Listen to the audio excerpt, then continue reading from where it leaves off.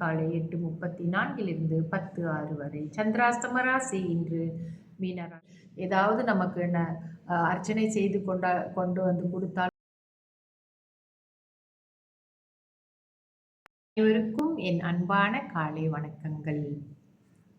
பூக்கள், அதாவது ஆலயங்களுக்கு நம்ம செல்லும் பொழுது நாம் எடுத்து செல்லும் மலர்கள் மலர்ந்து புதிதாக இருக்க வேண்டும். இந்த மலர்களை நீங்கள் இறைவனுக்கு சமர்ப்பிக்க சமர்ப்பிக்க உங்கள் மனதில் நிம்மதி பெருகும். தொடர்ந்து இன்றைய பஞ்சாங்கம் பார்ப்போம். இன்றைய தேதி 29ஆம் தேதி 5ஆம் மாதம் 2026 வெள்ளிக்கிழமை, தமிழ் மாதம் வைகாசி. இன்றைய சூரிய உதயம் 7:02 சூரியஸ்தமனம் 7:19. இன்றைய திதி வளர்பிறை திரியோதசி. வளர்பிறை திரியோதசி முடியும் நேரம் இன்று மதியம் 12:21. அதன் பிறகு சதுர்த்தசி ஆரம்பமாகும். இன்றைய நட்சத்திரம் சுவாதி. சுவாதி நட்சத்திரம் முடியும் நேரம் இன்று மதியம் 1:08. அதன் பிறகு விசாகம் ஆரம்பமாகும். இன்றைய யோகம் சித்த யோகம். நல்ல நேரம் காலை 7:02 8:34 வரை. அதன் பிறகு காலை 11:07 11:38 வரை. இது மிக குறுகிய நேரமாக இருக்கிறது. மத்தியான வேளையில் 2:11 4:14 வரை. மாலை வேளையில் 6:17 7:19 வரை. ராகு கால நேரம் காலை 11:38 1:10 வரை. யமகண்ட நேரம் மாலை 4:14 5:46 வரை. கூலிகன் காலை 8:34 10:06 வரை. சந்திராஸ்தம ராசி இன்று மீனராசி அன்பர்களுக்கு சந்திராஸ்தமம். இவர்களுக்கு நாளை காலை 9:09 சந்திராஸ்தமம் முடிவடையும். இன்றைய ராசி பலன் பார்ப்போம். மேஷ ராசிக்கு இன்பம், ரிஷப ராசிக்கு துன்பம், மிதுன ராசிக்கு களிப்பு, கடக ராசிக்கு பயம், சிம்ம ராசிக்கு எதிர்ப்பு, கன்னி ராசிக்கு தனம், துலாம் ராசிக்கு அமைதி, விருச்சிக ராசிக்கு வாழ்வு, தனுசு ராசிக்கு சினம், மகர ராசிக்கு அனுகூலம், கும்ப ராசிக்கு உதவி, மீன ராசிக்கு மறதி. சுப ஓரைகள் பார்ப்போம். முதலில் சுக்கிர ஓரை காலை 7:02 8:03 வரை. புதன் ஓரை 8:03 9:04 வரை. சந்திர ஓரை 9:04 10:06 வரை. குரு ஓரை 11:07 12:09 வரை. சுக்கிர ஓரை மதியம் 2:11 3:13 வரை. புதன் ஓரை மதியம் 3:13 4:14 வரை. சந்திர ஓரை மாலை 4:14 5:16 வரை. குரு ஓரை மாலை 6:17 7:19 வரை.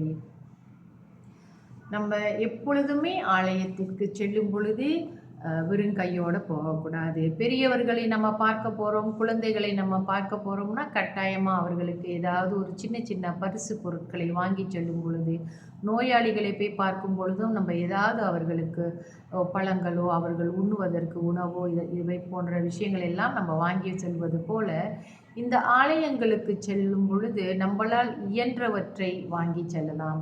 எவ்வளோ விலைக்கு எத்தனை விலைக்கு வாங்குறீங்க அப்படின்றது இல்லை. மலர்களை கொண்டு செல்லும் பொழுது மனதார மலர்ந்த வாசனை மிக்க மலர்களை எடுத்து செல்வதும், அந்த என்னது துளசி, வில்வ இலைகள் போன்ற இந்த மூலிகைகளை எடுத்து இறைவனுக்கு சமர்ப்பிப்பதும், இவைகளெல்லாம் நாம் கையில் எடுத்து புழங்கும் பொழுது நமக்கே அவைகள் நல்ல சக்தியை கொடுக்கின்றன.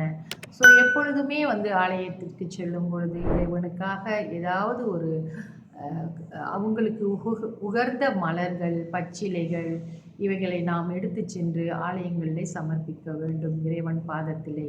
அப்படி கொடுக்கும்போது நமக்கும் அவருக்கும் ஒரு பாண்டிங், அதாவது ஒரு உறவு, அன்பு மலர்கிறது. எப்பொழுதுமே நம்ம கையில் கடவுளுக்காக ஏதாவது ஒரு பொருளை எடுத்து செல்ல வேண்டும். அல்லது அந்த ஆலயங்களுக்கு அதாவது ஒரு தானம் கொடுப்பதற்கு ஏதாவது ஒரு பொருட்களை நாம் எடுத்து செல்லலாம்.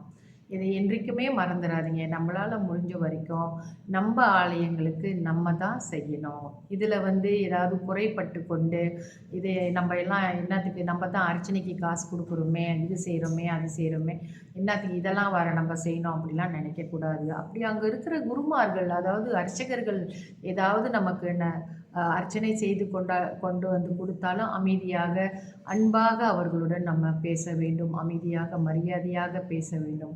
கொஞ்ச நேரம் அவர்கள் அர்ச்சனை செய்துவிட்டு வருவதற்கு கொஞ்சம் நேரம் ஆயிடுச்சு, அல்லது அங்கே ஆட்கள் குறைவாக, அங்கே வேலையாட்கள் குறைவாக இருக்கிறார்கள் என்றால் நாம் கொஞ்ச நேரம் நிதானமாக நின்று நம்ம அர்ச்சனைகளை செய்து கொண்டு வர வேண்டும். இடம் பொருள் ஏவல், எந்த இடத்துல எப்படி நடந்துக்கணும், ஆலயங்களில் சத்தம் போட்டு பேசக்கூடாது, இதெல்லாம் இப்போ ரொம்ப பேருக்கு தெரிய மாட்டேங்குது. அர்ச்சகர்களே ஏசுகிறாங்க, குறை சொல்கிறாங்க.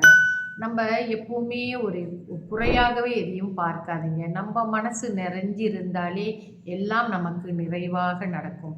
எல்லாத்துலேயும் ஒரு குறை கண்டுபிடித்து கொண்டே இருக்காதீங்க. அது ஆலயங்களுக்கு போகும்பொழுது சில விஷயங்கள் அங்கே இருக்கிற நிர்வாகத்தின் பேரில் ஏதாவது ஒரு விஷயங்கள் அவங்க முன்ன பின்ன சொல்லும் பொழுது நம்ம கொஞ்சம் அனுசரித்து நடந்துக்கிறது தான் நல்லது. அங்கேயும் போய் நம்மளுடைய பிடிவாத குணங்களையும் இதையும் காட்டிக்கிட்டு இருக்கக்கூடாது, வீராப்பு இருக்கக்கூடாது. ஏன்னா ஆலயத்திற்கு நம்ம போகிறதே நம்மளுடைய அந்த கர்வத்தை குறைக்க வேண்டும் என்பதற்காகத்தான். அதுவும் அதை மறந்துடக்கூடாது. அங்கேயும் போய் வம்பிழுத்துக்கிட்டு சண்டை போட்டுக்கிட்டுலாம் இல்லாமல் அமைதியாக சென்று இறை வழிபாடு செய்து விட்டு வாருங்கள். தொடர்ந்து என்னுடைய பதிவுகளை இணைந்திருங்கள். நன்றி, வணக்கம்.